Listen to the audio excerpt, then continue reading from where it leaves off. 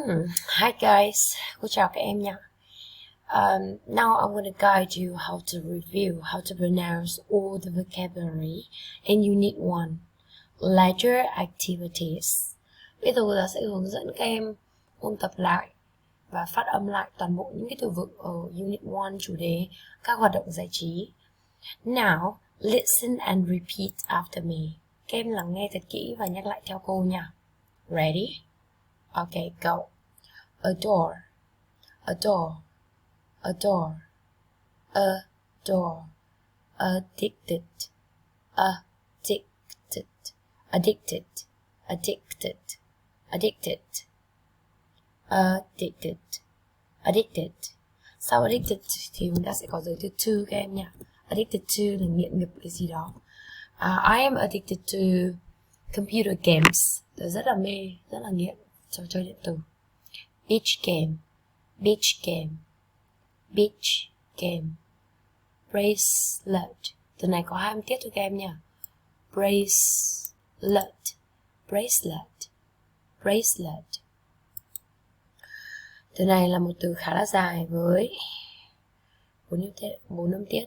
Communicate, communicate, communicate, communicate, communicate, communicate.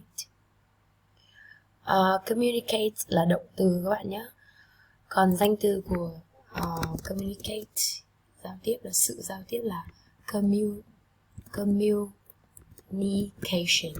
communication, communication. Tiếp theo nha các bạn. Community center, community center, community center, trung tâm văn hóa cộng đồng. Community center.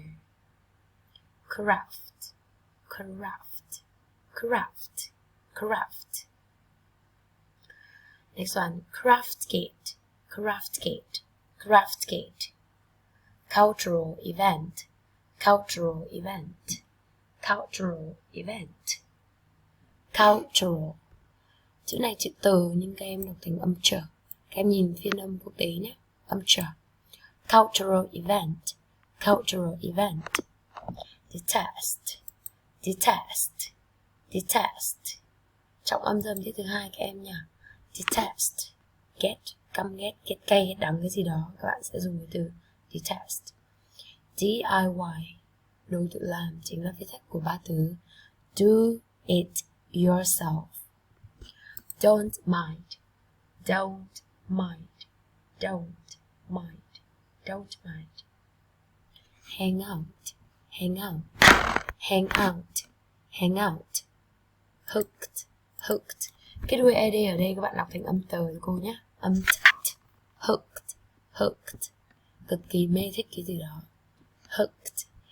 Một thành ngữ rất là thú vị các bạn đã học đó là It's right up my street. It's right up my street. It's right up my street.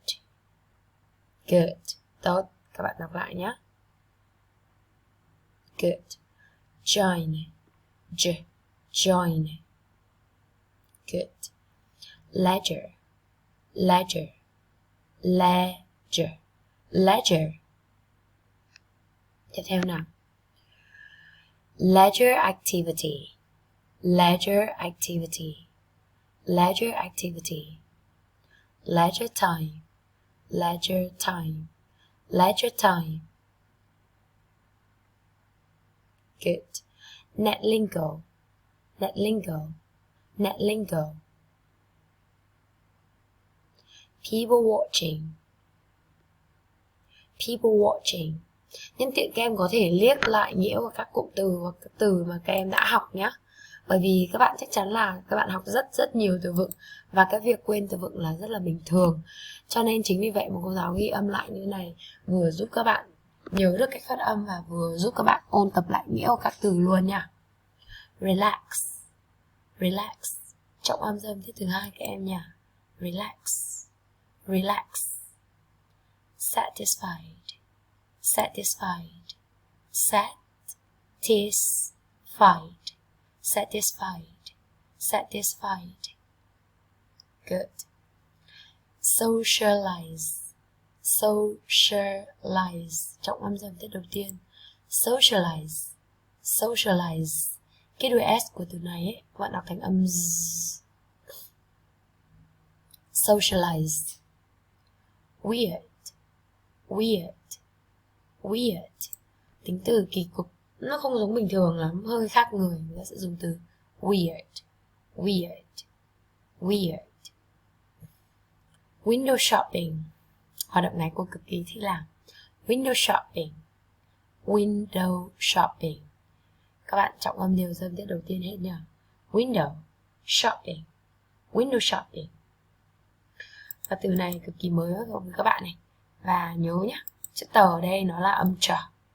Virtual, virtual, virtual, virtual. À, không thật. Virtual, virtual, virtual. Trọng âm dâm tiết đầu tiên các bạn nhấn vào đây. Virtual, virtual. Đó, đó là toàn bộ nội dung từ vựng mà các bạn cần nhớ. Thế thì các bạn sẽ nghe đi nghe lại, luyện tập phát âm thật là nhiều lần nhé. Cô tin là các bạn chỉ cần luyện tập trong khoảng hết một học kỳ 1 là phát âm của bạn chắc chắn sẽ tốt hơn. Và các bạn sẽ tự tin đọc các từ vựng hơn. Ok, bye bye guys. Have fun.